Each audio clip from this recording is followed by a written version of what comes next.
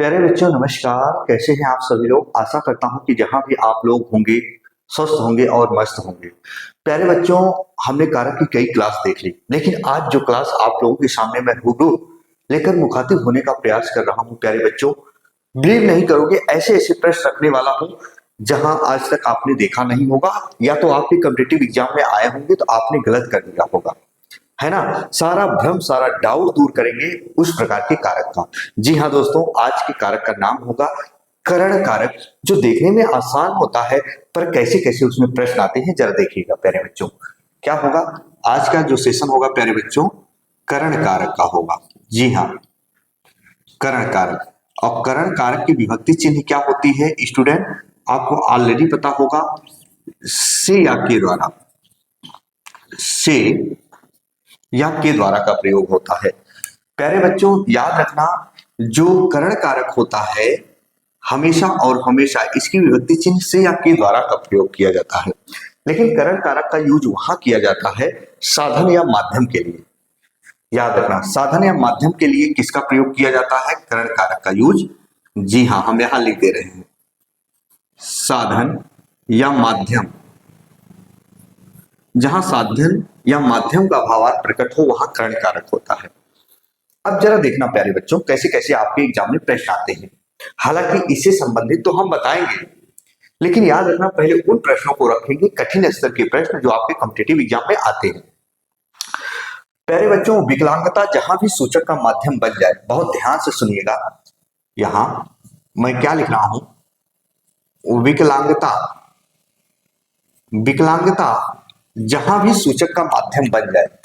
जी हाँ, विकलांगता जहां भी सूचक का माध्यम बन जाए वहां याद रखना करण कारक होता है स्टूडेंट। जैसे अगर हम दे दें यहां राम या श्याम, राम पैर से लंगड़ा है, राम या श्याम पैर से लंगड़ा है। प्यारे बच्चों ऐसे एग्जाम में प्रश्न आएगा एकदम हुबहू, तो गलत मत करिएगा। अब पैर चलने का साधन या माध्यम है एक जगह से दूसरी जगह जाने का, तो राम पैर से लंगड़ा है या मोहन पैर से लंगड़ा है, ऐसे एग्जाम में प्रश्न आए हैं कईयों बार, तो इनको आप गलत मत करिएगा। अब कुछ बच्चे होते हैं ये लगा देते हैं अपादान, अपादान पैर है यहां पर काम नहीं कर रहा है, जहां पैर ही नहीं होगा, जहां आंखें ही नहीं होंगी तो देखिएगा क्या, चलेगा क्या, वहां अपादान। समझना प्यारे बच्चों, तो राम पैर से लगा है, तो विकलांगता जहां भी सूचक का माध्यम बन जाए वहां करण कारक होता है। बात समझ गए प्यारे बच्चों। अब जरा देखिए, व्यवस्था एक होती है व्याकुलता, एक होती है व्यवस्था, एक होती है व्याकुलता। प्यारे बच्चों इसको भी देख लो आप, मैं क्या कह रहा हूं, एक होती है व्यवस्था, व्यवस्था और एक होती है व्याकुलता, व्याकुलता। प्यारे बच्चों जो व्याकुलता होती है वो परेशानी होती है, और व्यवस्था जो होती है ये लाचारी या मजबूरी होती है, ये लाचारी या मजबूरी होती है। क्या, व्यवस्था, व्यवस्था जो होती है वो लाचारी या मजबूरी होती है। लाचारी या मजबूरी को हम दूर नहीं कर सकते, पर व्याकुलता जो परेशानी होती है उसको हम दूर कर सकते हैं। बहुत ध्यान से सुनिएगा, दोनों में डिफरेंस क्या है। कठिन स्तर तक के अगर आयोग पेपर बना दे तो चुटकियों में हल करोगे प्यारे बच्चों, याद रखना।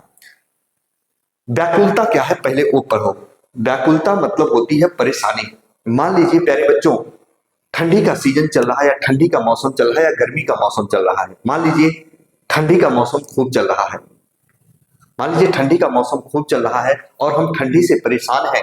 हम ऊनी वस्त्र पहन लिए, गर्म कपड़े पहन लिए, आए अपने घर परिवार में, ब्लोअर चला लिए, आराम से रजाई या कंबल में बैठ गए, गर्मी से छुटकारा मिल गया, यानी यानी ठंडी से छुटकारा मिल गया, ठंडी की परेशानी दूर हो गई। मान लीजिए गर्मी खूब पड़ रही, हम गर्मी से परेशान हैं, घर पे लाइट है, पंखा है, कूलर है, सब कुछ है, लाइट कट गई तो हम अपने नजदीकी बगीचे में टहल लिए, गर्मी से छुटकारा पा गए। अब ध्यान से सुनिएगा, लेकिन जो व्याकुलता होती है प्यारे बच्चों, व्याकुलता, व्याकुलता होती है ये तो दूर हो गई परेशानी, लेकिन जो व्यवस्था है लाचारी या मजबूरी, लाचारी या मजबूरी। अब ठंडी खूब पड़ रही है प्यारे बच्चों, ठंडी खूब पड़ रही है, पर याद रखना ठंडी से छुटकारा पाने के लिए आपको ऊनी वस्त्र या गर्म कपड़े की आवश्यकता होती है, पर उसको लाने के लिए हमारे जेब में पैसे नहीं है। वो होती है लाचारी या मजबूरी। लाचारी या मजबूरी, तो लाचारी या मजबूरी को दूर नहीं किया जा सकता है, लेकिन व्याकुलता यानी परेशानी दूर हो जाती है। प्यारे बच्चों, इससे संबंधित अगर कोई प्रश्न आता है वो भी करण कारक होता है। जैसे अगर हम कहें यहां मोहन, प्यारे बच्चों जरा देखो, मोहन गर्मी से परेशान है। मोहन गर्मी से परेशान है। प्यारे बच्चों, ऐसे प्रश्न आ जाएगा। तो याद रखना स्टूडेंट, यहां जितने भी सेंटेंस आप देख रहे हो ना, ये सभी के सभी क्या होंगे, आपके करण कारक होंगे, है ना स्टूडेंट। तो जहां व्याकुलता एवं व्यवस्था से संबंधित प्रश्न आएगा वो भी करण कारक होगा, समझ जाना। आइए हम इसके ऊपर हम बात करेंगे साधन या माध्यम के रूप में। जैसे हम बात करें प्यारे बच्चों, चाकू से फल काटा। चाकू से फल काटा। अब कितने बच्चे ये सोचते हैं चाकू से फल काटा, फल दो भागों में अलग हो गया, तो यहां अपादान है। अपादान बिल्कुल नहीं है। फल को काटने का साधन या माध्यम क्या है, चाकू है प्यारे बच्चों। तो याद रखना यहां क्या होगा, आपका हमेशा और हमेशा करण कारक होगा। जैसे स्टूडेंट, राम ने रावण को बाण से मारा। राम ने रावण को बाण से मारा। हमने कहा था प्यारे बच्चों, जब किसी सेंटेंस में दो या दो से अधिक विभक्ति चिन्ह आए तो कैसे पहचानोगे। एक नहीं कई दफा मैंने बताया है कि आप हमेशा क्रिया के लास्ट से देखते हुए आइएगा। जो रास्ते में विभक्ति चिन्ह मिलेगी वही कारक का प्रकार होगा। यहां प्यारे बच्चों, बाण क्या है, रावण को मारने का साधन या माध्यम है, तो करण कारक होगा। उसकी विभक्ति चिन्ह ऑलरेडी आ गई, जरा देखो यहां, बात समझिए। राम ने रावण को बाण से मारा, यहां तक की बात आप भली भांति समझ गए होंगे। Very very important. राम ने रावण को बाण से मारा, या ग्रामीणों ने सांप को लाठी से पीट पीट कर मार डाला। ग्रामीणों ने सांप को लाठी से पीट पीट कर मार डाला। सांप को मारने का साधन या माध्यम क्या हुआ प्यारे बच्चों, लाठी। बात समझ गए। राम ने रावण को बाण से मारा, ऐसे चाकू से फल काटा। मैंने पेन से पूरी कहानी लिख डाली। लिखने का साधन या माध्यम क्या हुआ प्यारे बच्चों, पेन हुआ। मैंने पेन से पूरी कहानी लिख डाली। लिखने का साधन या माध्यम क्या हुआ, पेन हुआ। अच्छा, यहां तक की बात हो जाती है। के द्वारा का प्रयोग देख लेते हैं। जैसे बच्चों को, प्यारे बच्चों, बच्चों को पत्र के द्वारा या बच्चों को परीक्षा की सूचना पत्र के द्वारा मिली। प्यारे बच्चों जरा देखिए, बच्चों को परीक्षा की सूचना पत्र के द्वारा मिली, के द्वारा आ गया। तो स्टूडेंट जहां भी सेंटेंस में अगर ऐसे दिखाई देंगे तो आप गलत बिल्कुल मत करना। अब देखिए, वेरी इंपॉर्टेंट, एक बार लाइक वाला बटन जरूर प्रेस कीजिएगा। चैनल पर नए होंगे प्यारे बच्चों, चैनल को सब्सक्राइब जरूर कर लीजिएगा। इतना आहिस्ता आहिस्ता बता रहा हूं, एक एक नियम किसी पुस्तक में आपको जल्दी नहीं मिलेगा। ये 110% है। के साथ या के बिना, बहुत ध्यान से सुनिएगा। जहां किसी सेंटेंस में के साथ या के बिना अव्यय सूचक शब्दों का प्रयोग कर दिया जाता है, जहां किसी सेंटेंस में प्यारे बच्चों के साथ या के बिना अव्यय सूचक शब्दों का प्रयोग कर दिया जाता है, वहां भी याद रखना आपका हमेशा और हमेशा क्या होता है, करण कारक होता है।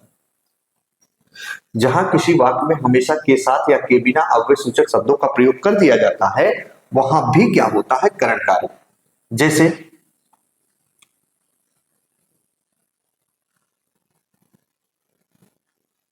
जैसे राम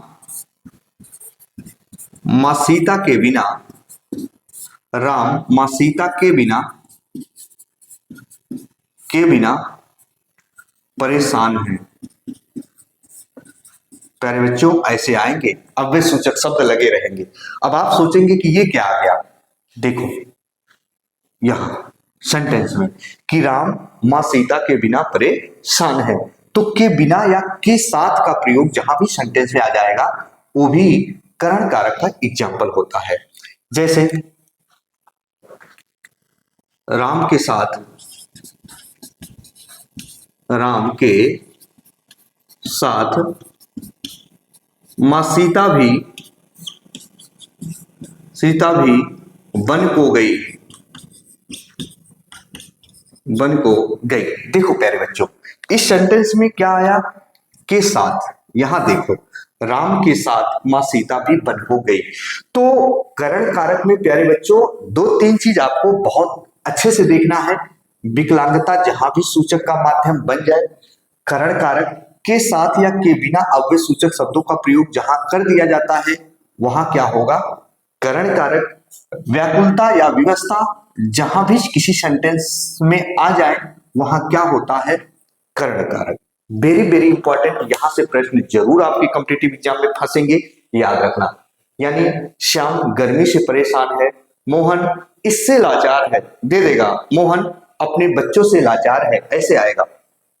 या परेशान है, देखो ऐसे दे देगा, इसका सेंटेंस है। विवशता का हम यहां दे रहे हैं, जैसे मोहन अपने बच्चों से या अपने बच्चों से लाचार है, लाचार है यानी मजबूर है। प्यारे बच्चों ऐसे आएगा सेंटेंस। तो अब जाकर गलती कभी मत कीजिएगा। चैनल पर नए हो प्लीज चैनल को सब्सक्राइब जरूर करिएगा, बेल आइकन को जरूर प्रेस कीजिएगा। एक बार आप स्क्रीनशॉट ले सकते हैं। इसको पढ़ने के बाद फिर कारक आप सॉल्व करिएगा। प्यारे बच्चों अगर कोई डाउट रह जाता है तो कमेंट बॉक्स में कमेंट जरूर करिएगा। चलिए इसी के साथ आपका भाई आपका दोस्त अपनी वाणी को विराम देता है। फिर हम मिलेंगे नए बिंदु के साथ। तब तक के लिए मित्रों जय हिंद जय भारत।